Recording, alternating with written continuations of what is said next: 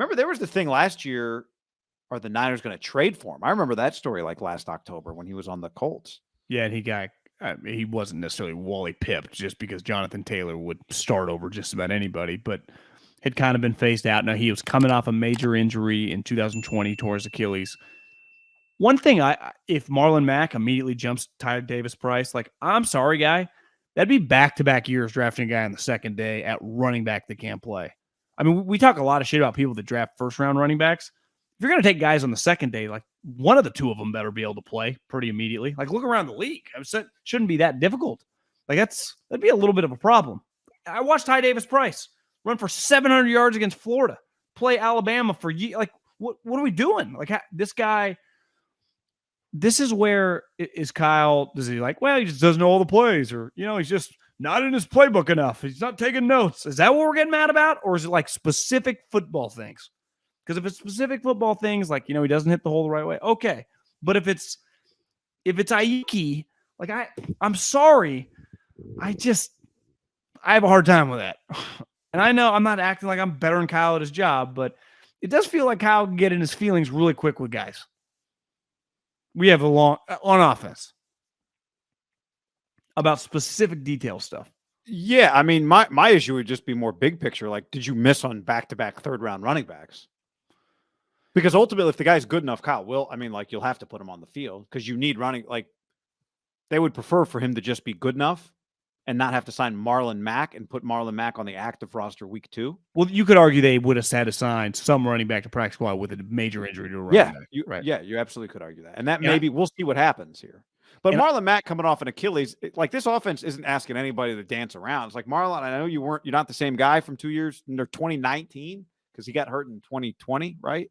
Yeah. I just want you to run straight as fast as you can. Like, he was good in 2020 before he got injured on that Colts team. Like, he was a legitimate player. That was Phil. But would you agree? Like, it might, like, for Kyle's style of running back, it could kind of work. Like, I'm not asking you to do a lot so much as just hit the right hole, just run in a straight line. One thing I need to do a better job of when I say, like, well, you can claim any guy to a practice squad, I'm thinking like 5-10 years ago. Now you can just put any guy on practice squad, right? You don't just, well, who's the best running back? Well, look, my mindset is like, well, look at the practice squads and go claim a guy. Well, now it's like the Cowboys, Jason Peters. He's like 41 years old, practice squad. The practice squad ability, you actually can take veterans before you wouldn't sign. Like, 49ers right now would not sign Marlon Mack, right? They don't have a spot for him, but they can basically try him out this week and then make the move. So the league transactionally has given you ability. You can see, like, if the Niners were really shitty, you would say, why didn't you just go grab a young guy on another team, not do this? But I guess it makes sense. You're trying to win out. This guy's played in big games for a good team. You would do this over taking, like, I'll just pick a random team. Like, the Tampa Bay has your number 1 rated practice squad running back, claiming him, putting him on your roster. It might make more sense to take your top 5 running backs that are free agents. You work them out. You sign the best one, which I would imagine they felt that Marlon Mack was the best guy today out of the group, put him on the practice squad, and then basically get a tryout or 2 for a couple weeks to see if he's ready to roll. It's good for vets and it's good for teams. It's actually incredible for veterans because overall, Marlon Mack, he wouldn't have a job this week. Jay Daddy on the stream says it's a huge red. There's a reason Mack's available. He's toast since his major injury. If Ty Davis Price falls behind him, it's a huge red flag. And we don't know that Ty Davis Price is going to fall behind him. We'll see. But the opportunity, it's been a perfect storm for Ty Davis Price to play here pretty soon. He is technically ahead of him right now, given that he's an active roster player. Right.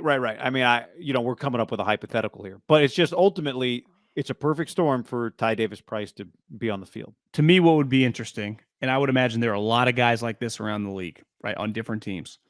2nd and 3rd round picks from this season. If I told that GM or that head coach, this guy was a 7th round pick, not your 2nd or 3rd round pick, would he be on your team? I mean, I would imagine half of them, right, that are not dressing on game day, those guys might say, yeah, ideally this guy would be a practice squad. But obviously we can't cut him given we drafted him pick 58 and we've already, you just don't cut that guy, right? And I'd be fascinated, and obviously the Niners would never admit it. I mean, we talked to John Lynch, granted, in OTAs, and they were very, very high on him. And it was clear. You just pull up Ty Davis Price highlights. It's understandable, right? But if I told John Lynch and Kyle, if this guy was your 6th or 7th round pick, would you ideally like this guy on practice squad? Not, right? Because I mean, he didn't dress in the first game. The undrafted free agent did, right? Like Mason was their third back for that game. Ty Davis Price was in shorts and t-shirts next to Danny Gray. And it's clear, like Danny, that's not really that weird given their wide receiver room. Like he proved, like to me, he's right on the fringe. If they had an injury, he would immediately come up. Like I don't know how Kyle. And the other thing that you brought up a while back, a couple weeks ago when we were talking about Sermon, like the new kind of curveball in this whole thing is Anthony Lynn is like a lifetime Shanahan guy.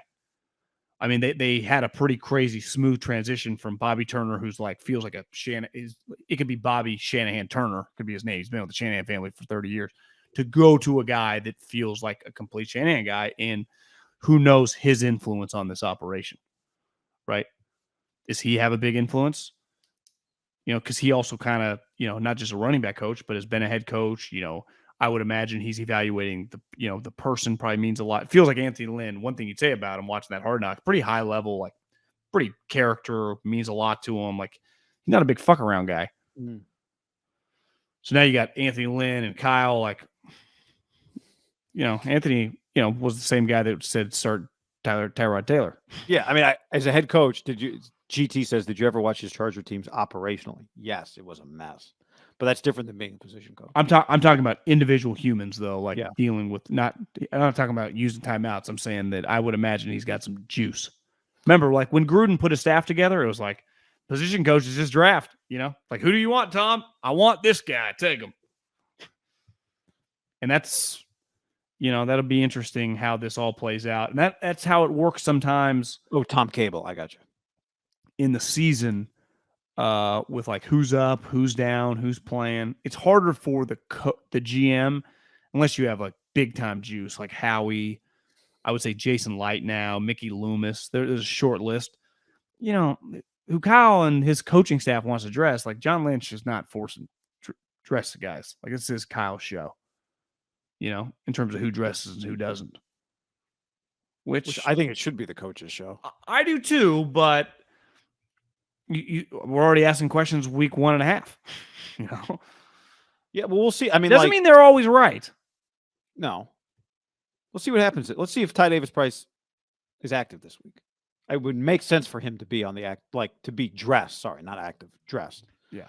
But Jordan Mason, like I'm just looking at the box score. He had his tackle, right? So like, there's a special teams element you get with him that you don't with Ty Davis Price, for sure. And that's a backup thing, right? Like why is Danny Gray not play? Well, Ray returns, right? Yeah, I mean it could be that Ty Davis Price is the second running back on the roster this Sunday, even though Jordan Mason would be on the team on the active roster or on the 46 man for the second week in a row, for sure, right? Because he plays special teams, but he's not number 2 on the running back depth chart against the Seahawks. Well, like did Ambry Thomas have a tackle? Did some of those those type guys, like those guys, like why does Ambry Thomas dress and not, whoever, Lenore? It's like, well, because this guy covers kicks, right? Because let's face it, most of us, unless we're making fun of Hightower, are super locked in. Like, what's the depth chart on punt return?